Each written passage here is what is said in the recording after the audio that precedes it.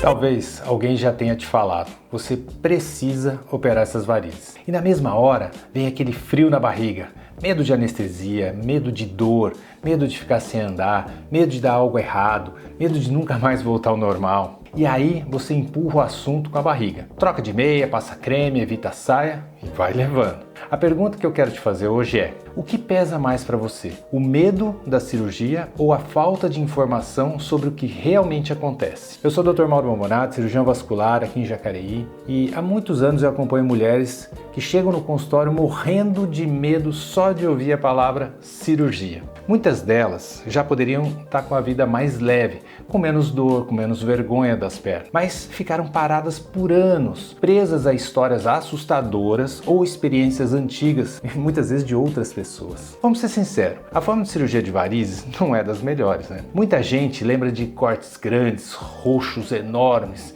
muito tempo afastado de trabalho, histórias de vizinhas que acabaram operando e pioraram, ou que nunca mais foram as mesmas, enfim. Só que boa parte dessas histórias vem de uma época em que as técnicas eram outras, cuidados eram outros, a medicina como um todo era outra. E mesmo assim a gente costuma pegar a pior parte da história que ouviu e transformar em verdade absoluta para a nossa vida. Hoje, quando falamos em cirurgia de varizes, não estamos mais falando de um único tipo de procedimento. Existem técnicas mais clássicas, com cortes, sim, concordo, e técnicas minimamente invasivas, que usam laser endovenoso e outros métodos que tratam a veia por dentro ou com incisões muito pequenas, mínimas. Em muitos casos, a paciente faz o procedimento, volta a andar logo após, retorna para casa rapidamente e o que ela mais sente é um incômodo controlável, parece um grande malho de academia, vamos lá. E não aquela dor que era incapacitante que se imaginava. Claro, ainda é cirurgia, ainda precisa de cuidado, ainda envolve anestesia, planejamento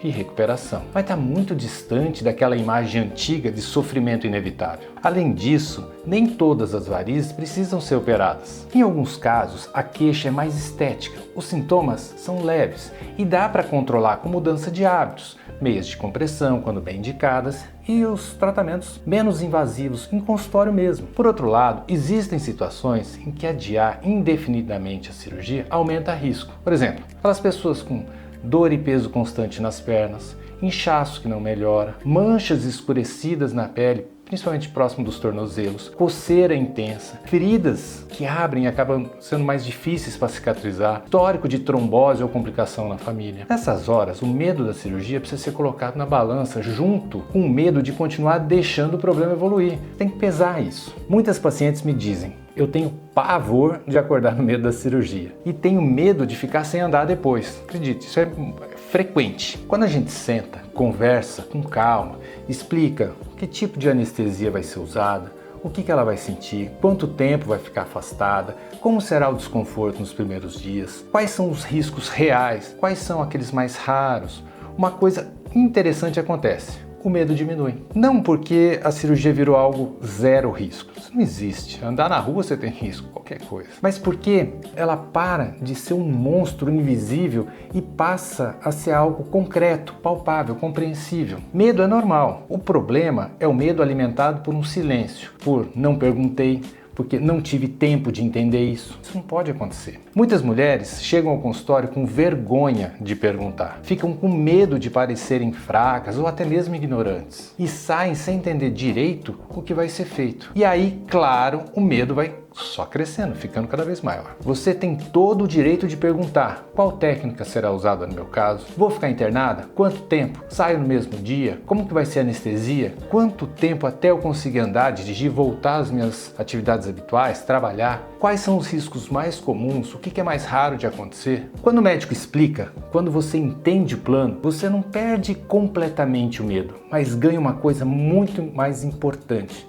que é a confiança. Também é importante dizer, você não é obrigado a operar só porque alguém sugeriu. Você pode, sim, pedir uma segunda opinião, fazer perguntas, pensar, decidir o melhor momento. O que eu não recomendo é que você fuja do assunto sem saber do que está fugindo. A decisão de não operar também precisa ser consciente, entendendo o estágio de suas varizes hoje, o que pode acontecer se nada foi feito e quais são as alternativas que existem. A pior combinação, pode acreditar, O problema é que está avançando, mais nenhuma informação, mais muita fantasia. Juntar tudo isso complica bastante. No fim das contas, na maioria das vezes, o que eu vejo no consultório não é uma mulher covarde ou com medo de cirurgia. Eu vejo uma mulher corajosa, que cuida de tudo e cuida de todo mundo, mas que nunca teve espaço para tirar as dúvidas dela, com calma, que não teve tempo de cuidar de si mesma. Cirurgia de varizes não é obrigatória para todos ou para todas. Não é livre de riscos. Não é um procedimento tipo